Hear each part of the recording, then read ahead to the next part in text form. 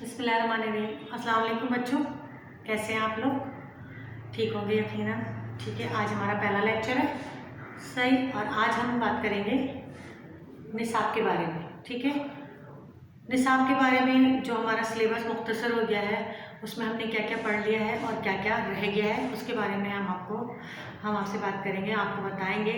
और जो है बच्चों के पास कौन कौन सा काम है, कौन कौन सा रह गया है, उसके बारे में हम आज आपसे बातचीत करेंगे। ठीक है, मुख्तसर हो गया सिलेबस। ठीक है, आपने जब तक मुख्तसर नहीं हुआ था हमने बहुत सारी चीज़ें पढ़ ली थी। ठीक है, अब उसमें से हमने क्या क्या जो हमारे पास काम किए हैं वो मैं बता दूं आपको, जो और जिसका काम आप लोगों के पास है और जो नहीं है वो मुझसे रब्ता करें उस काम के सिलसिले में। ठीक है, सबसे पहले हम पढ़ेंगे हिस्सा नसर में। हमने हिस्सा नसर में क्या क्या पढ़ लिया है।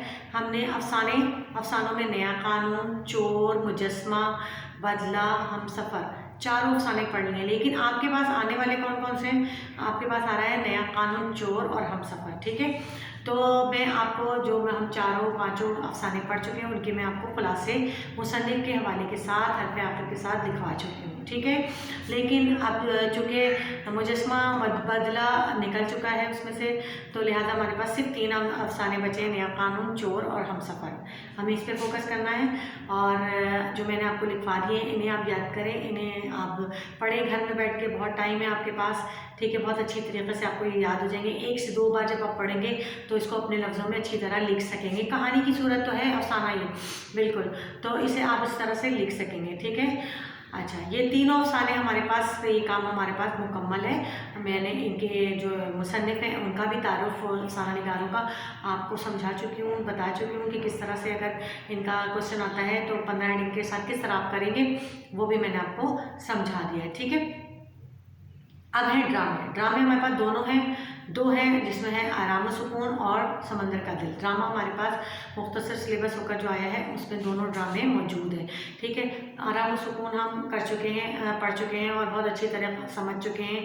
मिर्ज़ा इम्तियाज़ अली ताज के बारे में हमने बहुत अच्छी तरह से पढ़ लिया, उनका तारुफ बहुत अच्छा मैं आपको समझा चुकी हूँ और इसका खुलासा भी मैं आपको लिखवा चुकी हूँ। ठीक है, रह गया समंदर का दिल। तो समंदर का दिल 2 क्लासेस में मैंने पढ़ा दिया है, और जो है एक क्लास आती है, कोई क्लास आती है और जो है फिर दोबारा आपको पढ़ा दूँगी, कोई इतना बड़ा मसला नहीं है। हाँ, इसका खुलासा भी अभी रहता है, इसका खुलासा लिखवा दूँगी। ठीक है, तो अफसानों और ड्रामों में हमारे पास सिर्फ समंदर का दिल का खुलासा लिखना बाकी है। सही है, अब सीरत निगारी में हम बहुत सारी चीज़ें पढ़ चुके थे। हमने पढ़ा था सीरत मोहम्मदी की जामियत, मोहसिन मुल्क, मौलाना मोहम्मद अली जौहर। लेकिन हमारे पास आ रहे हैं इसमें सीरत मोहम्मदी की जामियत और डिप्टी नज़ीर अहमद और मौलवी अब्दुल्ला। चूँकि हम सीरत मोहम्मदी की जामियत को बहुत अच्छी तरह से पढ़ चुके हैं, इसके सवाल जवाब, इसके इक़्तिबास की तशरीहात हम लिख चुके हैं, लिहाजा ये चैप्टर तो हमारा कंप्लीट है। और जिसके राइटर है सैयद सलमान नदवी, इनके बारे में भी मैंने आपको 15 हेडिंग के साथ जो क्वेश्चन होता है वो भी आपको समझा दिया है। ठीक है, तो रह गए हम डिप्टी नज़ीर अहमद और मौलवी अब्दुल्ला, ये पढ़ाना बाकी है। ये मैं आपको अभी जो है रिकॉर्डिंग लेक्चर्स में ये इन दोनों को भी पढ़ा दूँगी। ठीक है, फिर हमारे पास है मज़ामीन में हमने अज़्म जज़्म, इस्लाम में गदागरी की मज़म्मत, उर्दू ज़रिया तालीम। हम तीनों चैप्टर पढ़ चुके हैं, तीनों चैप्टर के इक़्तिबासात की तशरीहात भी कर चुके हैं।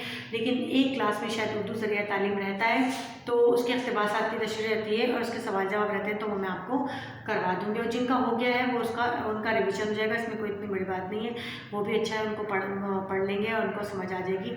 और मुसन्निफ का तारुफ भी मैं आपको डॉक्टर अब्दुल्ला का करवा चुकी हूँ। ठीक है, हिस्सा शायरी में अब हमारे पास है हमदो नात में से हम भी हो गई है, नात भी हो गई है।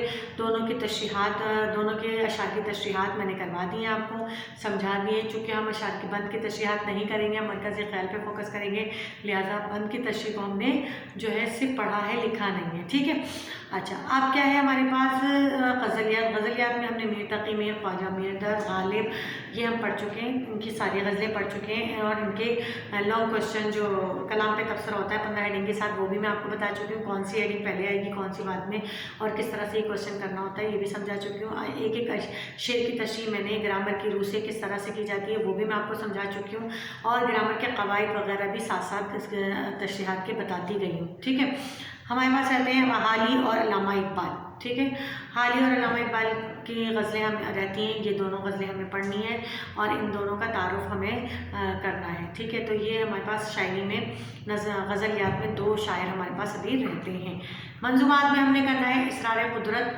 ठीक है, असरार कुदरत का मरकज़ी ख़ैल मैं आपको करवा चुकी हूँ, अशार की तशरीहात में आपको करवा चुकी हूँ और नज़ीर अकबर आबादी का तारुफ 15 एडिट के साथ बता चुकी हूँ। ठीक है, अकबर और मगरबी तालीम भी मैंने आपको मरकज़ी ख़्याल लिखवा दिया, अशार की तशरीहात करवा दिए हैं, अकबर आबादी का तारुफ बहुत अच्छी तरह से करवा दिया है। जश्न बेचारगी हज़रत फ़ातिमा ज़ोहरा की रुख़सती, एक रेल की तस्वीर, ये भी मैं आपको करवा चुकी हूँ। ठीक है, एक रेल की तस्वीर खींचता हूँ, एक रेल के सफ़र की तस्वीर खींचता हूँ। इस नज़म का मैंने आपको मरकज़ी ख़्याल जो है शायद नहीं लिखवाया है, तो वो मैं अभी आपको रिकॉर्डिंग लेक्चर में इसका मरकज़ी ख़्याल लिखवा दूँगी और ये नज़म तो पढ़ा भी दूँगी। जिसने एक ग्रुप ने शायद पढ़ ली, एक ग्रुप 2 ग्रुप रहते हैं, तो उनका भी रिविज़न हो जाएगा। ठीक है, अब आते हैं हम, ये हमारी मंज़ूमात भी हो गई, इसका शायरी भी हमारा मुकम्मल हो गया, खुलासे मुकम्मल हो गए, अफसानों के ड्रामे भी मुकम्मल, ड्रामों के जो खुलासे थे वो भी बता दिए मैंने कि क्या क्या रहता है। मज़ामीन में इक़्तिबासात की तशरीह, सवाल जवाब, वो भी मैंने आपको बता दिए। ठीक है, हेडिंग वाला क्वेश्चन किस तरह होता है वो भी मैं आपको करवा चुकी हूँ। हिस्सा शायरी में जो है हमदो नात की अशार की तशरीह आती है। ठीक है, वो हमें नहीं करना, हमें मरकज़ी ख़्याल रखना है, तो इसलिए हमें उस पर फोकस करना पड़ेगा। गज़लियात की अशार की तशरीहात आती है, वो मैं आपको ग्रामर के रूप से सब कुछ बता चुकी हूँ। शायर के कलाम पर तबसरा में 15 हेडिंग का क्वेश्चन आता है और वो 15 हेडिंग के साथ ही आपको करना होगा, क्योंकि उस सवाल के आपको 12 नंबर मिलते हैं। टोटल होता 15 नंबर का है, लेकिन मिलते आपको 12 है। 12 में भी अगर आपने 15 हेडिंग का क्वेश्चन किया है तो आपको 12 मिलते हैं, अदरवाइज़ आपको फिर 7, 8 ही ऐसे कुछ मिलते हैं अगर आपने कम हेडिंग की है। लिहाजा हमें ये पूरा 12-15 हेडिंग के साथ ही क्वेश्चन करना है। इस क्वेश्चन पे फोकस कीजिए। इसकी हेडिंग्स जो हैं आपको सबकी अलग अलग से याद करनी होंगी। ऐसा नहीं है कि आप ख्वाजा मिर्ज़त के बारे में लिख रहे हैं और उसमें मीर तक़ी मीर के बारे में लिख दें, ऐसा नहीं है। हर शख्स की अलग एक इनफरादी शख्सियत है, उनके अलग अलग कलाम पे तबसरा है। ठीक है, अच्छा, मरकज़ी ख़्याल जो है वो मैंने आपको 5 करवा दिए हैं और वही हमारे पास इम्पॉर्टेंट है शायर के तारुफ के साथ, इसलिए मरकज़ी ख़्याल तो हमारे मुकम्मल हो गए हैं।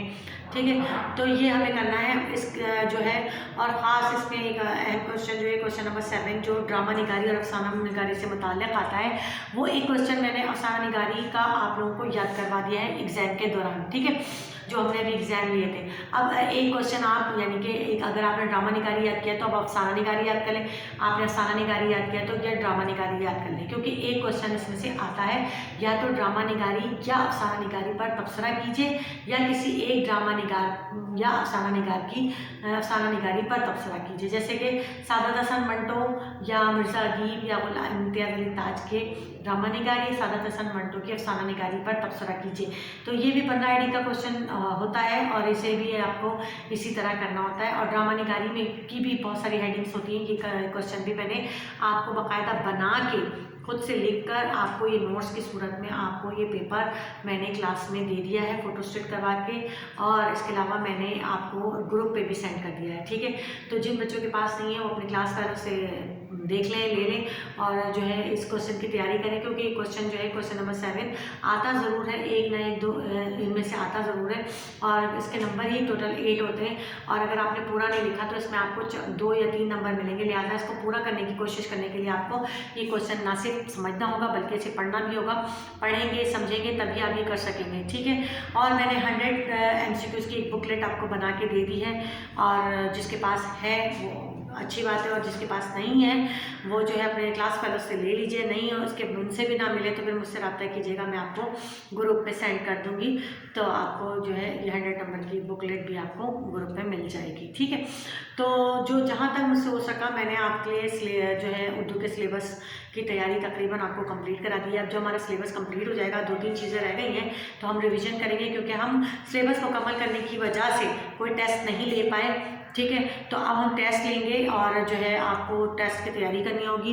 अभी आपके पास बच्चों बहुत टाइम है, घर में बैठे हैं आराम से, रात भी देर से जाग सकते हैं, सुबह जो है देर से उठते हैं, तो आप लोगों के लिए बहुत अच्छा ऑप्शन है कि आप घर में बैठ के बहुत अच्छी तरीके से तैयारी कर लें।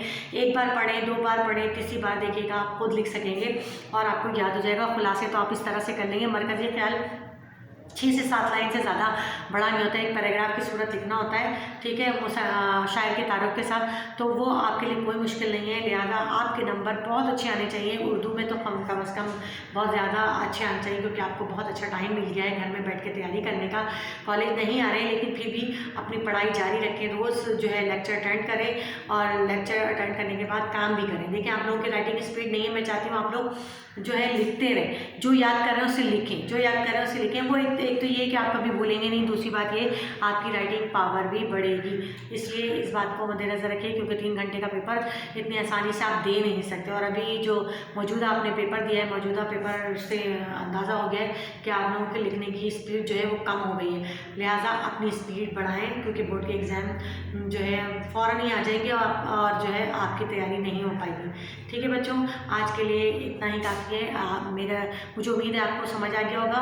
जो मैंने सिलेबस के मुताबिक आपसे बातचीत की वो आपको समझ आ गई होगी। और किसी भी किस्म की कोई प्रॉब्लम हो तो मुझसे ग्रुप में जो है बता सकते हैं, मुझसे ग्रुप में पूछ सकते हैं। ठीक है, आज का लेक्चर यहाँ पे ख़त्म होता है, मुझे इजाज़त दीजिए। अल्लाह हाफ़िज़।